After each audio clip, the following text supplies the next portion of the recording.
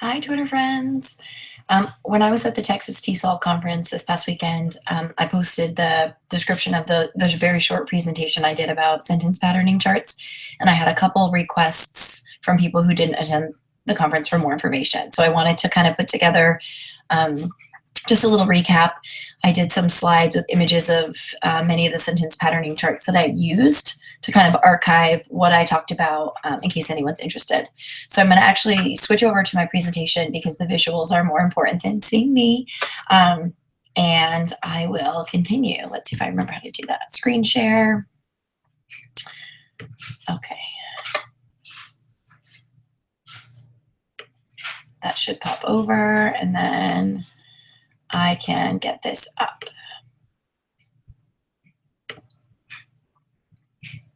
Okay, so essentially, with a sentence patterning chart, what it is a chart that contains different parts of speech that are color coded. So they don't always include articles, but I included it since many of my charts do. So you've got articles, and I use black. Adjectives are then in orange. Nouns are red. Verbs are green. Adverbs blue, and prepositional phrases are purple. I think sometimes I interchange those last two colors because I don't always use adverbs, but that's okay. Basically, step one is that you as the teacher prepare your chart with your color-coded categories, and that would look kind of just like the chart that I have on top of the screen. You've got your different categories with the different colors. Step two, you would fill in any words that you want to have prior to introducing this to your students. So you may decide that you want to fill in an entire column of nouns so they know what they'll be talking about, or you might fill in specific prepositional phrases, depending on, it really depends on what you want to equip them with before you get started. And then the third step would be to have the students, wait, I got off track. Within your first step, you're filling in anything that you want them to have. And then the second step is that you elicit suggestions from the students based on what you have left undone. So you might want to put in an example, one for each category, and then read that sentence to give them an idea of how you would piece it together. And then you could have them fill in the rest. So depending on the grade level I'm working with, I will fill in more or less of the chart. In kindergarten, I have some examples to show you. In kindergarten, I use a lot of visuals already on the chart, and I come to the students with the chart completely prepared because I don't want to invest time with those students coming up with the words. I just want them to be building sentences. With my older grade levels, I do have them coming up with the words. Usually we start with nouns, depending on what content we're learning, and then we'll fill in adjectives and then verbs. And then I often do the prepositional phrases myself because those can be a little bit trickier, and I usually typically want to target specific ones. And I often will fill in the adverbs myself too because those words are also tricky. For my first graders and kindergartners, they wouldn't be able to come up with adverbs on their own, and sometimes I don't even use those in the sentences. So once you have the students brainstorm and come up with words to fill in the remaining columns, then you have students make one selection from each column in order to create a descriptive sentence. So the example up at the top, the creative teachers taught successfully in their classrooms. It's got one piece from each of those columns. And then you can actually sing these sentences. One of the speakers at the Texas TESOL conference talked about how music activates both sides of the brain and helps students to memorize language and become proficient. So the singing aspect is great. The tune is Farmer of the Dell. So depending on which words a student chooses, the tune is not necessarily easy, but you can pretty much fudge it with the words and make it work. So this particular one would be the creative teachers, the creative teachers, the creative teachers taught successfully in their classrooms. So you can see it's not, I'm not a very good singer, but it's not exactly the tune, but yet it's a way to put it together. So what I'll do is I'll show lots of examples and tell kind of how I use these charts and how I focus on different elements, maybe depending on who I'm teaching and what we're working on. This is an example of a chart that I used with second grade students who were working on a community helpers unit. So our first job was to brainstorm the entire list of workers, and then we came up with what they do. So the verbs came next. So we paired librarian with sorting, and we paired construction worker with building. Then we came up with adjectives, and I did the prepositional phrases myself. with words that would make sense in terms of workers and where they would be. So in the blank, at the blank, near the blank, or next to the blank. And for this particular chart, the verb form is what I was really working on. So we were working on is not, and then was and was not. So present progressive and then past progressive. So I was looking for that ing verb form. Additionally, I have the articles in here, so then students need to practice knowing when to use a and when to use an. And they were also demonstrating their knowledge of their content knowledge of community workers, because when they're using the is versus is not, or was versus was not, they have to carefully pair their language so their sentence makes sense. So you might say the friendly librarian was sorting books in the library. You probably wouldn't say, or you might say then the friendly librarian was not rescuing people in the burning building. So they have to pair a verb correctly with that profession versus correctly when they're saying was not. So kind of a couple things going on there, the focus on that particular verb form, and then also the content knowledge of community workers. This particular one was for first graders, and we were talking about families. So the words in the noun column were words representing their family member. So in this particular group, I had a student with a stepmom and a stepdad. So that became important to our chart. They took ownership of that. We were working on adjectives, and then we were also working on antonyms. So you can see on the adjective column under the curvy line, we did tall, short, nice, grouchy, happy, sad, big, little, sick, healthy. So something that we were working on then became incorporated into the chart. These students were also working on is not, was not. So their verbs are all present progressive and past progressive too. And those verbs came from examples of what they actually do with their families. So those weren't just from a text or from me, those were what the students came up with. And in that particular list, the one that sticks out to me is going to church, because one student always talked about going to church. And so I could just tell I learned about their families and them and what they do together through their examples from the chart. So maybe from this chart, we might say, the amazing grandpa was celebrating in the middle of the living room, or something to that effect. So these are more situated with families and accessing information about what students do with their families, focusing on the adjectives, the antonyms, and then that particular verb form. This particular chart was used for fourth graders, and they were working on a unit on animals, and two of the vocabulary words were predator and prey. And so my goal with this was to elevate their understanding and their ability to describe these two vocabulary words by incorporating the sentence patterning chart. So these two vocabulary words, in my opinion, were fairly simple for fourth graders. I know that first graders can understand the difference between predator and prey. So what I asked my students to do was to come up with their sentence, and you can see there's sticky notes on there, and that's because we would mark the words they chose, because after they read their sentence, we would either chorally read or chorally sing their sentence, and that visually helps students track the word that kind of the target student used, or just remember, because there's so many choices. Even as the teacher, I have a hard time remembering what they chose when we're hearing student after student. So those are the visual markers for which words they chose. Then we had everybody repeat the sentence, and then everybody in the class had these response cards, one prey, one predator. And then we did kind of a 3-2-1 signal of which of those words was described based on the sentence that the student created. So if they say, a sneaky alligator was creeping slowly toward the gazelle, does that describe a predator or a prey? And then so the rest of the class would respond predator, and then they would have to turn and talk to their partner and explain, using a sentence frame that I had posted, what word in the target student sentence had clued them in that it was a predator or prey. So they had to say something like the word hiding, or the word sneaking, or the word hungry was the word that helped me decide that it was prey or that it was predator.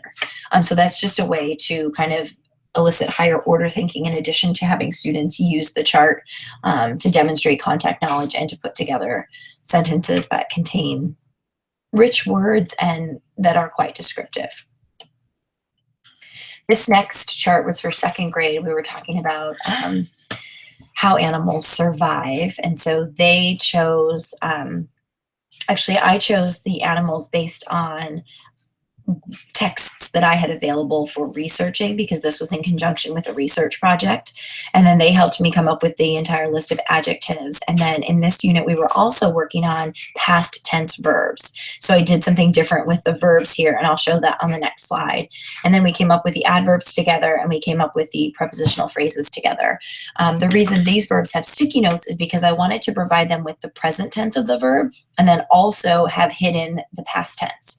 So on this slide, you can see that once the sticky note was flipped up, it had the past tense. So with this particular chart, I would have a student tell me the sentence with the present tense verb, and then I would have them repeat the sentence with a past tense verb, or have another student repeat their sentence with a past tense verb. So that one was really highlighting that verb form of past tense, but I had both options on there and kept the past tense hidden because I wanted students to do that thinking around, well, what is the past tense of swim? Oh, it's swam. What is the past tense of eat? Oh, it's ate, because a lot of those were irregular past tense.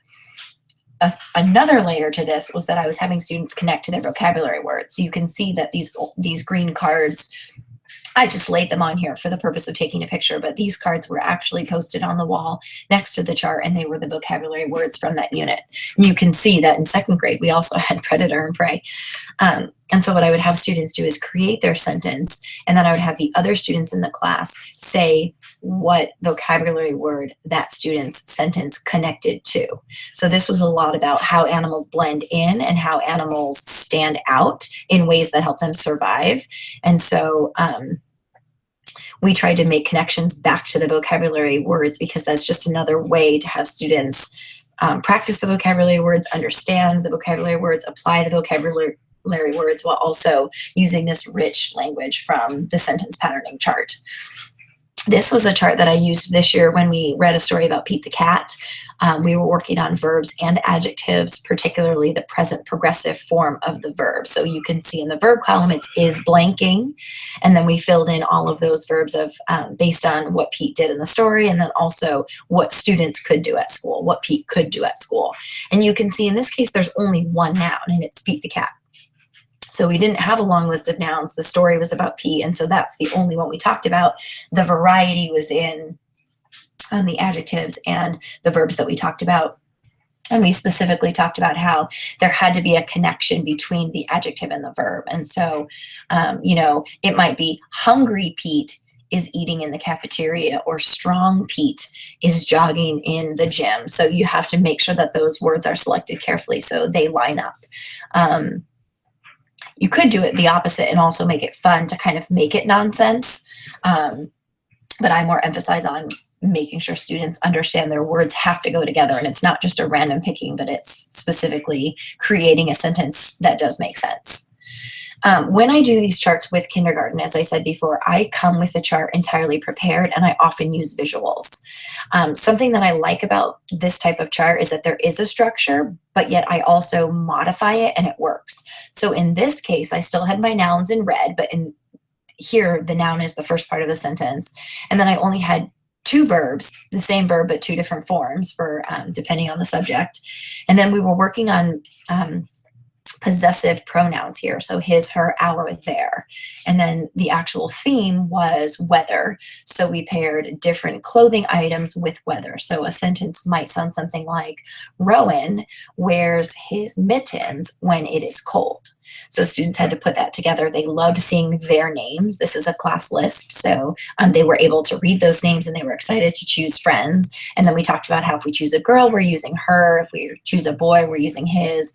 And then we did the trickier examples, we with our, and they or blank and blank with their. And those were trickier, but it's always good to offer a challenge for the students who are capable.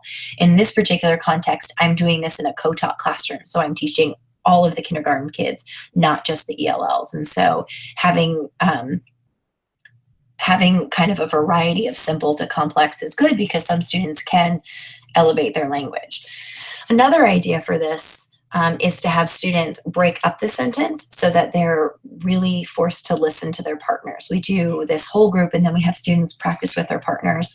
So you could have the first student provide the name and the verb, the possessive pronoun, and the clothing item, and then stop, and the second partner has to fill in the weather. So they have to listen and then fill it in. Jeff Swears calls that an information gap. So I can't just say mine and my partner says theirs. There's no interaction. In this case, if the first partner leaves something out, the second partner has to truly listen in order to complete it. So I might say something like, Darby wears her sunglasses when it is, and then the second partner has to say sunny, or Darby wears her sunglasses, stop there, and the second partner has to say when it is sunny. So that's just another way to kind of elevate it and make sure it's challenging. This particular chart is out of order, but yet it's still the idea of choosing one option from each column and making sure that they go together to a cohesive sentence. This chart was at the end of the year in kindergarten when they were studying the life cycle of a butterfly. So we took the images down the center represent the different stages in the life cycle, and we did sentences kind of based on one stage at a time. So the students had the actual cup with the caterpillars in it in the classroom, and we observed them and we described them, and they did sentences about what the caterpillars looked like maybe on day 2. And they wrote sentences, and they actually kept track with photographs on their iPads and wrote sentences. So at the end, they had a book with these rich sentences describing their observations at each stage. So we first did, in the particular specimen that they order, they start as caterpillars and we don't see the egg, but we started with a picture of the egg because that is the first stage. But we started actually describing the caterpillars, and we came up with words, and we might say something like, fuzzy brown caterpillars. The fuzzy brown caterpillar is creeping over the food. And we drew a lot of the pictures for the prepositional phrases to help students understand what we were referring to, because they're not yet reading at that level. And then when we went to the next phase, we kind of put dots on the adjectives and the verb forms that would still apply to that next phase. And we did use the scientific words so students could know caterpillar, or they could know pupa, chrysalis. They would use those words in their sentences because that was the content knowledge that they were using in the classroom. And again, the emphasis on making sure that we're not saying,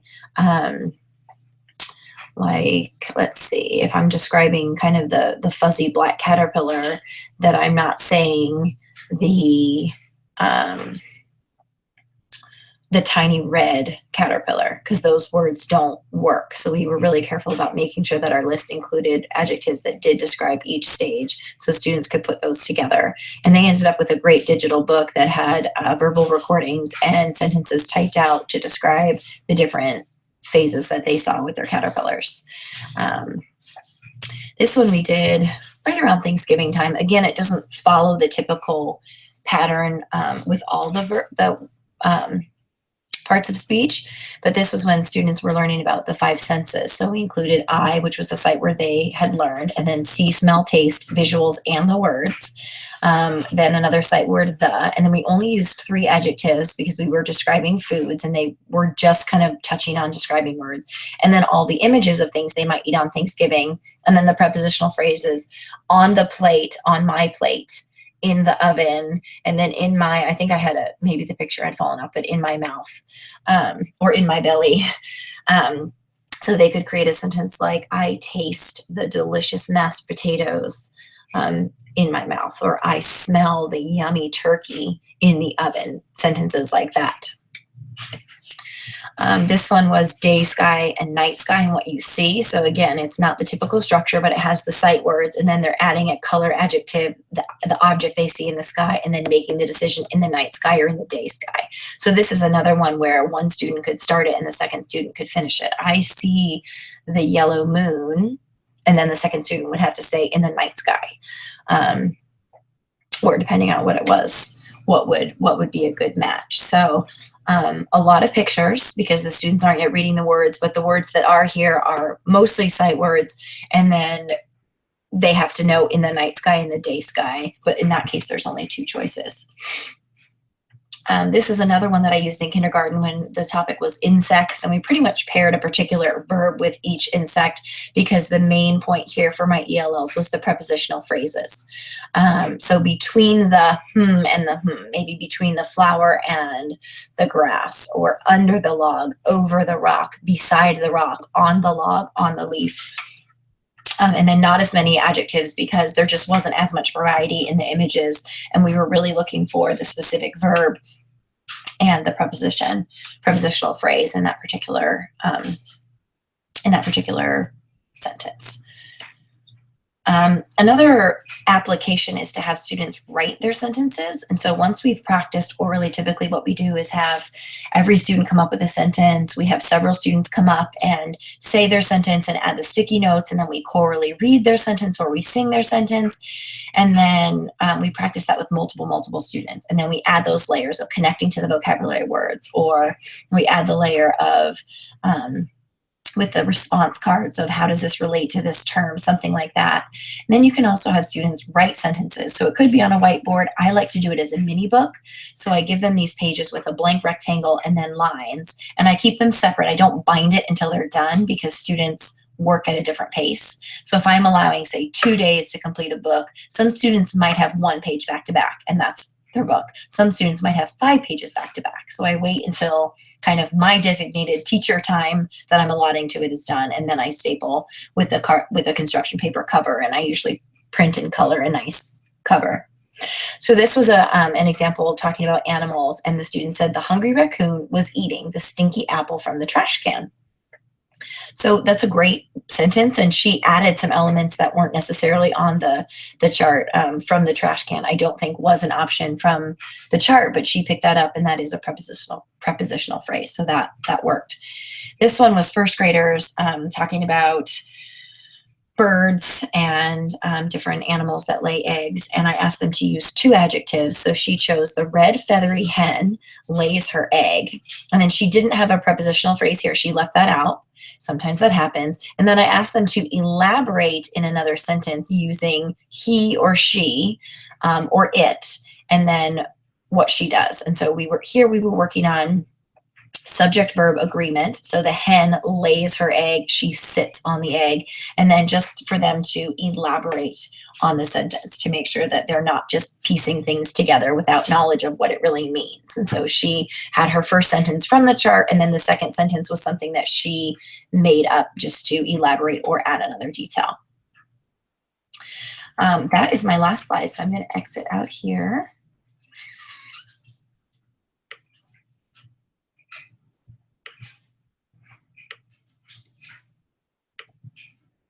And hopefully it should come back. Okay, perfect.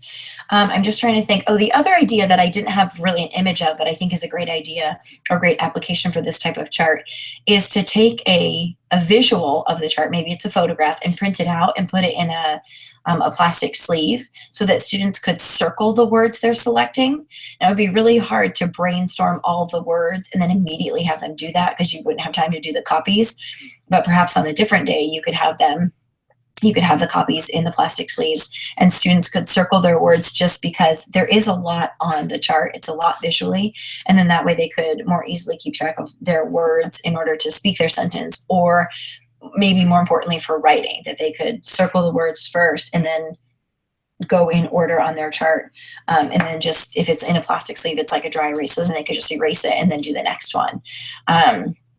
Another idea is to give students, typically what I would do is do this chart not at the very beginning of the unit because they might not have enough information to add words, but once we've introduced the unit and they have a little bit of content knowledge, to create a chart like this and have them use the very descriptive sentences. It could also be done at the end of a unit to see what they could come up with on their own. You could give them basically a blank chart and have them list maybe 5 adjectives, 5 nouns, 5 verbs, if you're including adverbs, 5 adverbs, and then 5 prepositional phrases. And that would kind of allow you to see the depth of the words that they might be able to use. So I use these charts all the time. They're structured yet very versatile. This is a GLAD strategy. So if you're familiar with GLAD or you've been GLAD trained, that's where it comes from. but I like to take liberties to be flexible so that I can use it as it applies to my students and in a way that's going to not be too challenging but benefit them, and kind of always adding those layers to make it a little bit more challenging and not just a puzzle of, okay, here's a word, here's a word, here's a word, here's a word, but really making sure that students understand it and they can elaborate or extend or think a little more critically about it.